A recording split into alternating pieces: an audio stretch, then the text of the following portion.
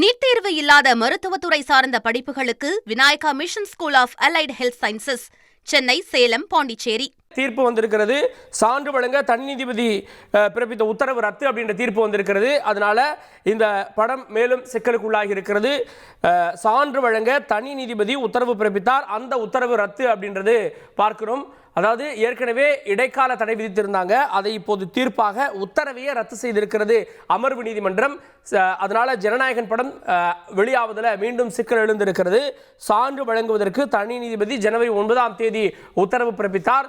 அந்த உத்தரவை ரத்து செய்து தீர்ப்பு வழங்கப்பட்டிருக்கிறது. பதில் மனு தாக்கல் செய்ய அவகாசம் வழங்க வேண்டும் அப்படின்ற கோரிக்கையும் விடுக்கப்பட்டிருக்கிறது. அதை நம்ம முக்கிய செய்தியாக நம்ம பார்க்கிறோம். ஸோ சென்சார் போர்டு தரப்பில் வைக்கப்பட்ட வாதங்கள் ஏற்றுக்கொள்ளப்பட்டிருக்கிறது அப்படின்னு தான் பொருள். அப்படின்னா இந்த படம் மறுதணிக்கைக்கு செல்லுமா? ஏன்னா தீர்ப்பினுடைய அடுத்தடுத்த வரிகளில் மறுதணிக்கைக்கு ஒப்புதல் அப்படின்றது இருந்தது. அப்படின்னா மறுதணிக்கைக்கு போகும். படம் இன்னும் ஒரு 15 நாட்கள் வரை தள்ளி போவதற்கான வாய்ப்புகள் இருக்கிறது.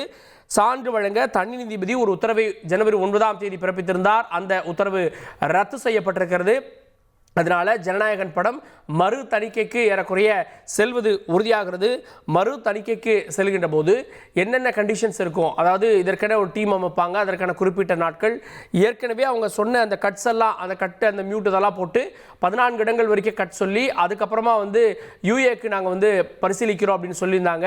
இப்போ அதையும் தாண்டி தான் அதுக்கப்புறம் ஒரு தனிநபர் புகார் செஞ்சார். அந்த நபர் சென்சார் போர்டில் இருக்கக்கூடிய நபர் அப்படின்ற வாதங்கள்லாம் முன்வைக்கப்பட்டு இப்போது மறு ஆய்வை நோக்கி அது செல்கிறது. தனி நீதிபதி மீண்டும் விசாரிக்க உத்தரவு பிறப்பிக்கப்பட்டிருக்கிறது. ஸோ அகைன் தனி நீதிபதி இந்த வழக்கை மீண்டும் விசாரிக்க இருக்கிறார்.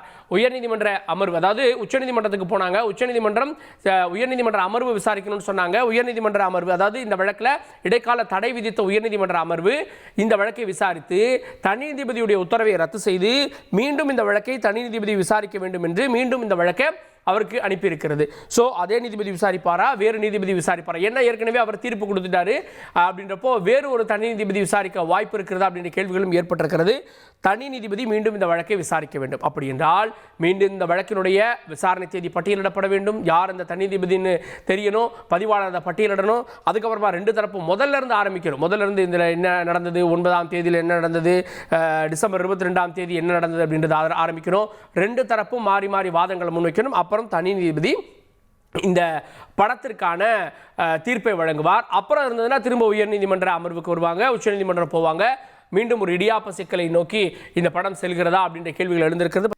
நீட் தேர்வு இல்லாத மருத்துவத்துறை சார்ந்த படிப்புகளுக்கு Vinayaka mission school of allied health sciences, Chennai, Salem, Pondicherry